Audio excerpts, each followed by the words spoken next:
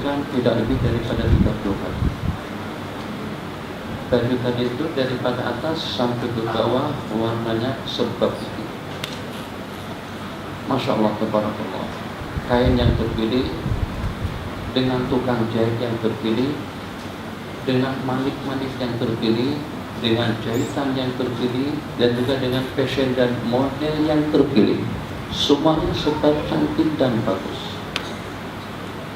Setelah 30 hari ke depan, maka dengan baju pengantin tadi akan diserahkan kepada Perdana Menteri untuk anak dara beliau yang akan melangsungkan akad nikah nanti pada bulan Syawal yang akan datang. Agak-agak bagaimana? Kalau seandainya dengan kain tadi itu daripada atas sampai ke bawah ternodai dengan dawa, dengan sirap bandung, dengan kopi, dengan teh, dengan melon, atau dengan sumpamanya, agak-agak elok tak untuk kita persembahkan kepada Tuan Sultan? Tidak cocok.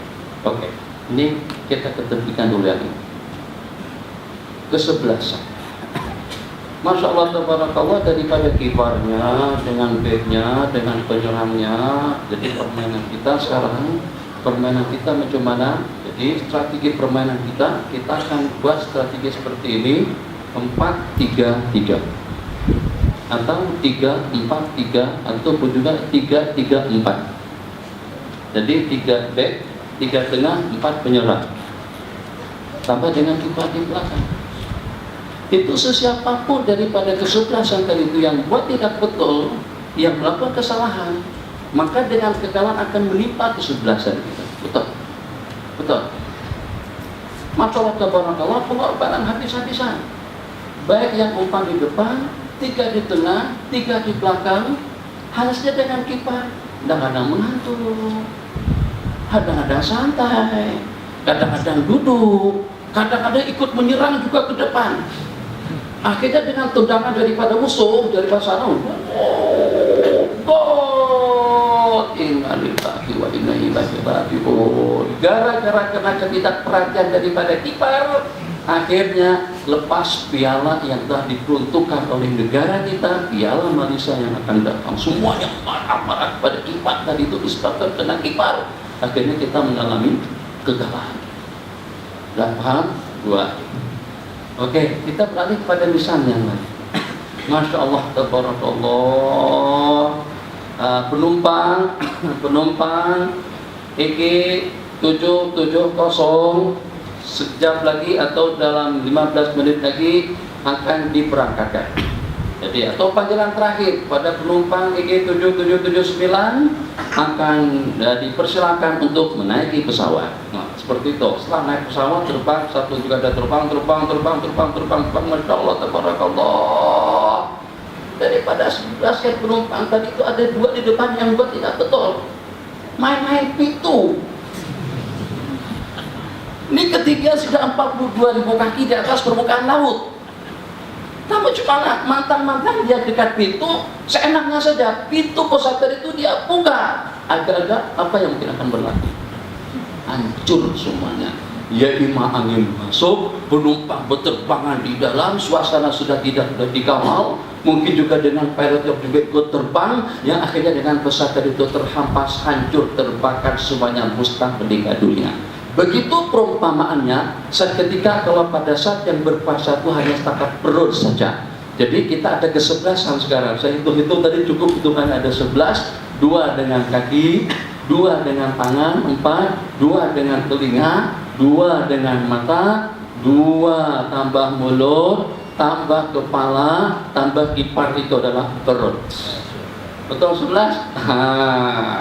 Jadi jangan sekali-kali yang seketika dengan kita berpuasa, pada waktu kita puasa, tak boleh yang berpuasa itu hanya perut semata-mata. Tak boleh dengan kita hanya menahan makanan dan minuman supaya puasa kita tidak rusak, supaya dengan puasa kita tidak batal. Maka kita elakkan diri kita daripada segala sesuatu yang membatalkan puasa kita. Asalkan tidak ada sesuatu yang masuk ke dalam rongga di segi kesahihan puasa kita, oke. Tapi bagaimana kira-kira kalau banyak Tadi dalam satu perumpamaan saja, kipas saja yang tidak ambil berat, kita boleh mengalami kekalahan. Satu saja daripada penumpang yang buat rasa, atau juga dengan permainan yang sehingga dengan kita mengalami kekalahan. Macam juga dengan baju tadi itu, gara-gara kena dengan Melo, akhirnya ditolak oleh Perdana Menteri atau juga oleh tuanku, tidak layak untuk dengan sebagai pengantin, baju pengantin untuk dia bersanding dengan pasangannya.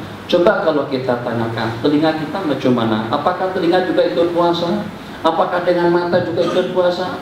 Apakah dengan mulut juga ikut puasa? Apakah dengan perut? Memang perut sudah pasti. Apakah dengan kepala, dengan khayal kita pun juga puasa? Kaki kita kemana kita langkahkan? Tangan kita kemana kita gerakkan? Mata kita kemana kita lihatkan? Jadi kalau seandainya daripada bawah sampai ke atas, alhamdulillah, kaki masjid, tanganku juga dengan ibadahnya membantu, menolong, derma, tabarruk, makam, masjid dan lain sebagainya yang dirancang, yang direncanakan, yang dicarakan semuanya elok. Telinga pun juga alhamdulillah, masya Allah, tabarakallah. Yang didengar oleh telinga itu adalah zikir, tasbih, tahmid, takbir, semuanya kebaikan. Macam juga dengan mulut senantiasa berzikir, senantiasa bertasbih. Kalau lenguh, kalau jenuh sekalipun, insya Allah tidak akan terbabit kepada perkara-perkara yang terlarang. Insya Allah tidak akan terbabit kepada perkara-perkara makruh ataupun juga syubhat. Jadi kalau seandainya ingin berhibur, mulut berhibur dengan perkara-perkara yang dibolehkan oleh hukum, dengan zikir dan tasbihnya, ataupun juga dengan lantunan qasidah dan nasyidnya. Ya Taibah, Ya Taibah, Ya Dawal Ayyana Ashtokunalik Wal Hawa Nadana. Itu mulut.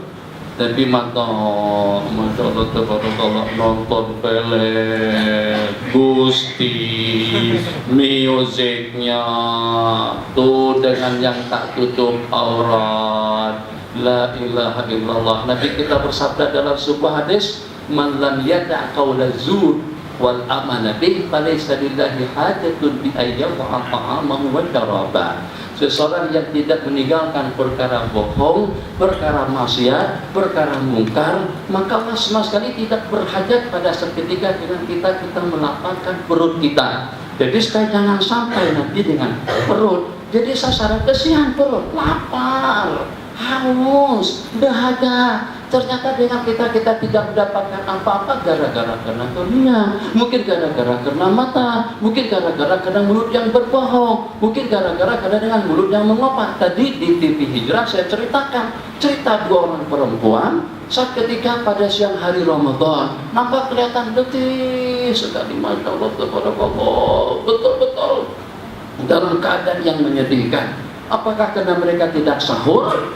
Apakah disebabkan karena dengan cuaca yang panas? Apakah disebabkan karena letih sungguh? Kenapa sampai jadi semacam itu?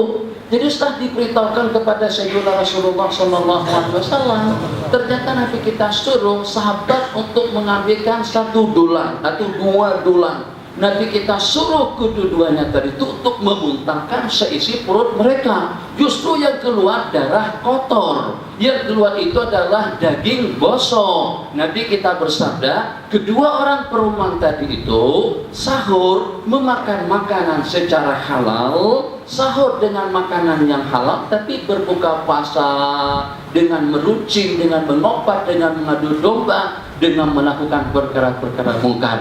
Itu akhirnya gara-gara mulut, perut kita yang lapar, yang dahaga dan haus tadi itu tidak mendapatkan apa-apa.